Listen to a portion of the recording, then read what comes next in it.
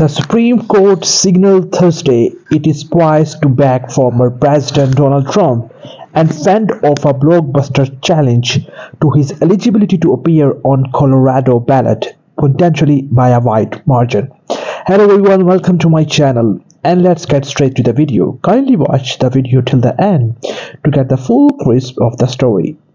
During more than 2 hours of arguments, Chief Justice John Roberts and the High Court other conservative justices peppered the lawyers representing Trump challengers with a series of questions that suggested that they were seeking a way to side with former president, most likely based on reasoning that does not address the question of whether he is or is not an insurrectionist. Even some member of the court liberal wing posed difficult questions to the lawyers opposed to Trump. At issue in a provision in the post-Civil War 14th Amendment that bars certain public officials from serving in government again if they took part in insurrection. The voters who challenged Trump say his role in the January 6, 2021 attack on the U.S. Capitol make him ineligible under the insurrection ban. The case is the most significant election dispute that justices have been forced to confront since the Bush versus Gore decision in 2000 effectively handed the presidency to George W. Bush.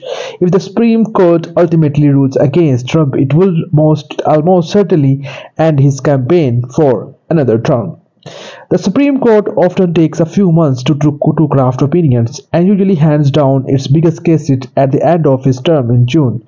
But because the court expedited the earlier stages of the Trump ballot case, it is likely the court will want to move quickly to decide the case, potentially within a matter of weeks. Conservatives suggest several ways to side with Trump. Throughout the course of the arguments, the conservative questioned whether the insurrection ban was intended to apply to former president and whether the ban could be enforced without Congress first enacting at law. Others delved into more fundamental questions about whether courts removing a candidate from the ballot is democratic. Your position has the effect of disenfranchising voters to a significant degree, Conservative Justice Brett said in one of the more striking exchanges with attorneys. What about the background principles if you agree of democracy? A big question mark. The court ruling will have implications for other states where challenges to Trump eligibility are pending, but the fallout from ruling against Trump, Roberts said, could be even wider. If Trump is removed from the ballot in Colorado, Roberts predicts that the states will eventually attempt to knock other candidates out of future elections that he said would seem inconsistent with the purpose and the history of the 14th Amendment. I hope you guys like this video. Do comment and share this video. Thank you so much.